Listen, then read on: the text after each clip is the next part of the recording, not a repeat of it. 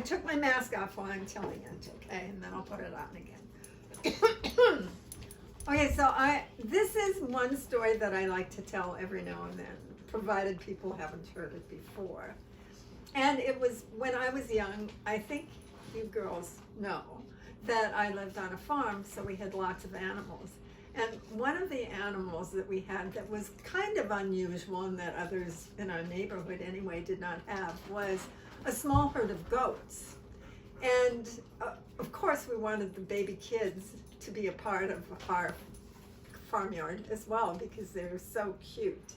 The intent was to provide milk for the family because some of us had, let's say if not milk allergies, at least milk sensitivities, and that's why my dad bought the herd. Actually, he bought it for me because of that reason. And as it turned out, in order, of course, to get baby kids, you need to have both sexes of goats. And so he borrowed a goat that had immense horns. You've seen a doll sheep's horns and how they curl around. Well, not this billy goat. It had horns that came out like this.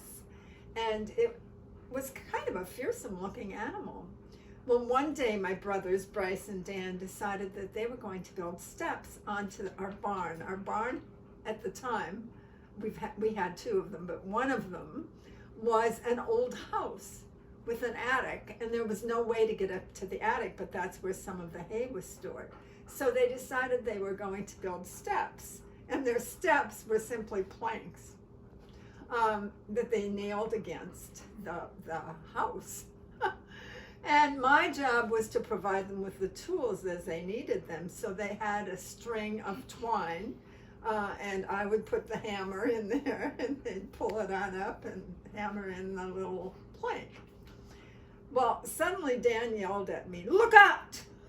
really, really loud, and I kind of knew that there was danger approaching by that. So I rolled over a fence that had barbed wire at the top.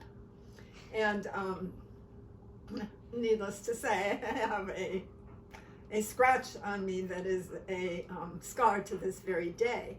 Prior to that, however, that same beast, and I'm going to call it a beast because it was a fearsome animal, had chased my mother around a tree in the barnyard. And that barnyard tree obviously wasn't thriving terribly well. My dad had cut off all the branches that were no longer fruitful to the tree in any way. And my mother had been chased by this animal around the tree. Round and round she went.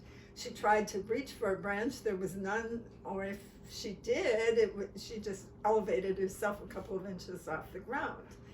Well, as it turned out, she was out of breath. And this goat, billy goat, was getting very, very close. She turned around, grabbed the thing by the horns, and then my dad came to the aid. So she really survived that with luck. I remember Grandma telling that story. Yes. But this incident of where the billy goat chased me was too much for my dad. So guess what? He decided it's time for that billy goat, regardless of who owned it, needed to be put down, and he did. And so you put down the neighbor's billy goat. yes, and I witnessed it too. So actually I wasn't sad at all. So do you know how the neighbor reacted? No, actually it wasn't really a neighbor. It was someone at a distance, if you will. But at any rate, he thought, okay, he's threatened my wife. That's number one. He's threatened my child. That's number two. He's got to go. And that's the end of that story. Thanks.